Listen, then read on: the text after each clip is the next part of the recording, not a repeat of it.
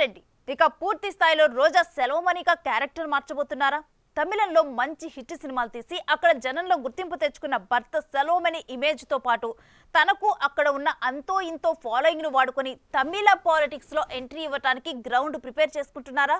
వైసీపీతో పూర్తిగా తెగదెంపులు చేసేసుకున్నారా? తన social media profiles లో జగన్ తో పాటు పార్టీ ఆనవాళ్లను అందుకే చెరిపేశారా? అసలు ఆర్కే రోజా సెలవుమణి పొలిటికల్ ఫ్యూచర్ పై వినిపిస్తున్న టాక్ ఏంటి? ఆంధ్రప్రదేశ్లో అత్యంత వివాదాస్పదమైన పొలిటీషియన్ల లిస్టు తీస్తే ముందు వరుసలో కనిపిస్తారు మాజీ మంత్రి, నగరి మాజీ ఎమ్మెల్యే ఆర్కే రోజారెడ్డి. ఎలాంటి సినీ బ్యాక్గ్రౌండ్ లేకుండా ఇండస్ట్రీలోకి వచ్చి సక్సెస్ అయ్యారు రోజా. 1991లో సినీ ఇండస్ట్రీలో అడుగుపెట్టిన ఆమె తెలుగుతో పాటు కన్నడ, తమిళం, మలయాళ భాషల్లో 100కు పైగా సినిమాల్లో నటించారు. తనను తమిళ పరిశ్రమకు పరిచయం చేసిన అప్పటి హిట్ డైరెక్టర్ సెల్వమణినే వివాహం చేసుకుని హీరోయిన్ గా రిటైర్ అయిన ఆమె పొలిటికల్ ఎంట్రీ ఇచ్చారు. టీడీపీతో పొలిటికల్ కెరియర్ ప్రారంభించిన రోజా 2004-2009 ఎన్నికల్లో నగరి, చంద్రగిరి సెగ్మెంట్ల నుంచి పోటీ చేసి 2 సార్లు ఓడిపోయారు. ఆమె పార్టీలో చేరగానే జరిగిన 2 ఎన్నికల్లో టీడీపీ కూడా అధికారానికి దూరమయ్యింది.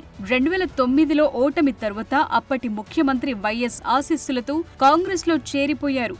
ఆమె చేరిన కొద్ది నెలలకే వైఎస్ మరణించారు. ఆ తరువాతి పరిణామాలతో ఆమె జగన్ బాట పట్టి వైసీపీలో ఒక వెలుగు వెలిగారు. అప్పటికే పొలిటికల్ ఐరన్ లెగ్ అని ముద్ర వేయించుకున్న రోజాకి 2014లో పొలిటికల్ సక్సెస్ దొరికింది. ఆ ఎన్నికల్లో నగరి వైసీపీ ఎమ్మెల్యేగా రోజా గెలిచినప్పటికీ రాష్ట్రంలో వైసీపీ అధికారంలోకి రాలేదు. దాంతో ఐరన్ లెగ్ బ్యాక్గ్రౌండ్ కంటిన్యూ అయ్యింది. అప్పటి నుంచే రోజా నోటి దురుసు కూడా పెరిగింది. టీడీపీ, జనసేన ముఖ్య నేతల్ని ఏకవచనంతో తిట్టడం, ఎవరన్నా జగన్ను విమర్శిస్తే ఒంటికాలితో వెరుచుకుపడటం కామన్ అయ్యింది. 2019లో గెలిచి మంత్రి అయ్యాక రోజా నోటికి అడ్డు అదుపు లేకుండా పోయిందన్న విమర్శలున్నాయి. జగన్మోహన్ రెడ్డి గారు లాంటి మనసున్న నాయకుడిని నువ్వెంత, నీ బతుకెంత, నీ స్థాయి ఎంత అని మాట్లాడుతున్నాడు. అసలు నీ బతుకెంత, నువ్వెంత, నీ స్థాయి ఎంత అని మేము అడుగుతున్నాం. ఈరోజు చూస్తే జగన్మోహన్ రెడ్డి గారు రాజకీయాల్లోకి వచ్చి దాదాపుగా 13 ఏళ్ళు అవుతుంది. ఈ 13 ఏళ్లలో ఆయన 2 సార్లు ఎంపీ అయ్యారు, 2 సార్లు ఎమ్మెల్యే అయ్యాడు. ఒకసారి అపోజిషన్ లీడర్గా ఉన్నారు, ఇప్పుడు ముఖ్యమంత్రిగా ఉన్నారు. కానీ నువ్వు రాజకీయాల్లోకి వచ్చి 15 ఏళ్ళు అవుతుంది. ఎమ్మెల్యే కాదు కదా, కనీసం వార్డు మెంబర్ కూడా కాలేదు. గత ఎన్నికల్లో ఎంతో కాన్ఫిడెంట్ గా తాము గెలుస్తామని, తమకు తిరుగే లేదని రోజా ధీమాగా కనిపించారు. జగన్ పై ఏ విమర్శలు వచ్చినా టక్కున స్పందిస్తూ సోషల్ మీడియాలో కూడా చాలా యాక్టివ్ గా ఉంటూ ప్రత్యర్థులకు మెసేజ్లు, వీడియోల రూపంలో కౌంటర్ ఇచ్చేవారు. అయితే సార్వత్రిక ఎన్నికల ఓటమి తరువాత నియోజకవర్గానికి మొహం చాటేసిన రోజా ఎక్కడున్నారో కూడా తెలియటం లేదు. మొన్న మధ్య ఆమె విదేశాల్లో ఫ్యాన్సీ డ్రెస్ వేసుకున్న ఫోటో ఒకటి సోషల్ మీడియాలో హల్చల్ చేసింది. ఇప్పుడు చూస్తే ఆమె తన సోషల్ మీడియా ప్రొఫైల్ నుంచి వైసీపీ గుర్తులను, జగన్ ఆనవాళ్లను చెరిపేశారు. దాంతో రోజా వైసీపీకి కూడా దూరమవుతున్నారన్న చర్చ స్టార్ట్ అయ్యింది.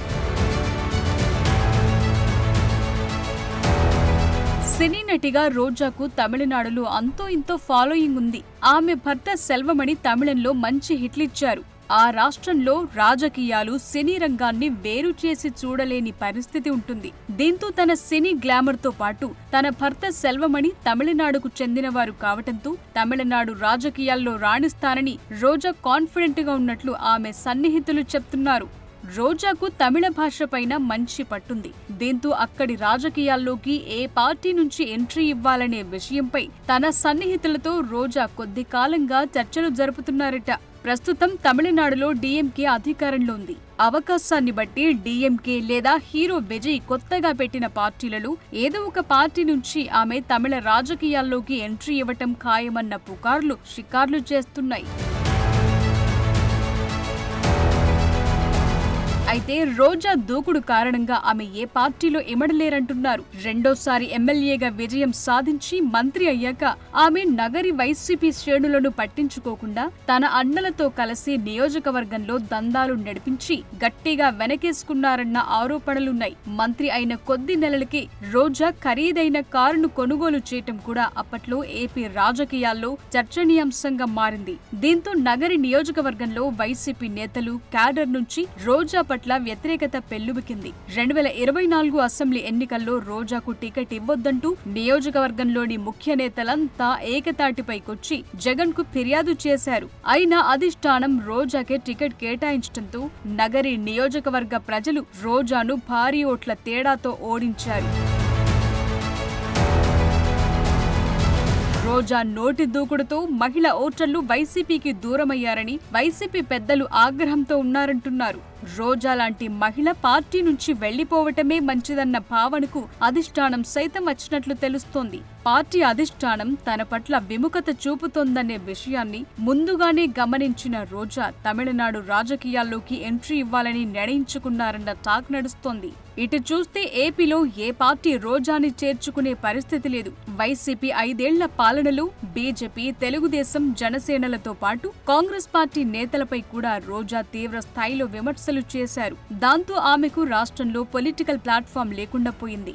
ఓటమి తరువాత అసలు ఆ జబర్దస్త్ మాజీ జడ్జ్ జనానికి ముఖం చూపించలేకపోతున్నారు. అందుకే తమిళ పాలిటిక్స్ వైపు చూస్తున్నారని, అక్కడ కూడా ఆమె మనుగడ అంత ఈజీ కాదన్న అభిప్రాయం వ్యక్తమవుతోంది.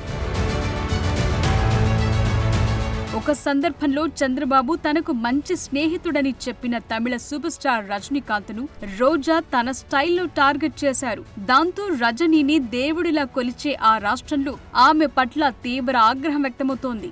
సరే, ఎలాగోలా ఆమె అక్కడ రాజకీయ ఎంట్రీ ఇచ్చి రాణిద్దామనుకున్నా ఏపీలో ఆమె మంత్రిగా పాల్పడినట్లు వస్తున్న అవినీతి ఆరోపణలపై విచారణలో దోషిగా తేలితే ఇక ఆమె రాజకీయ జీవితం ముగిసినట్లే.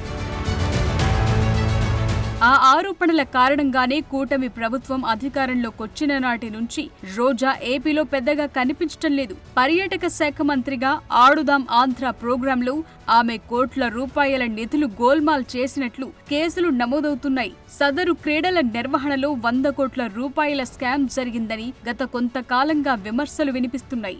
దానిపై విచారణ కూడా జరుగుతోందంటున్నారు. ప్రభుత్వ విచారణలో రోజాపై ఆరోపణలు నిజమేనని తేలితే ఆమె కటకటాల పాలు కావటం ఖాయమన్న చర్చ జరుగుతోంది. ఏదేమైనా ఇప్పుడు వైసీపీకి దూరం జరగాలని ఫిక్స్ అయినట్లే కనిపిస్తున్నారు. అందుకే తన సోషల్ మీడియా ప్రొఫైల్లో తన జగనన్న ఫోటో తీసేశారు. మరి చూడాలి ఆమె ఫ్యూచర్ ఎలా ఉండబోతోందో.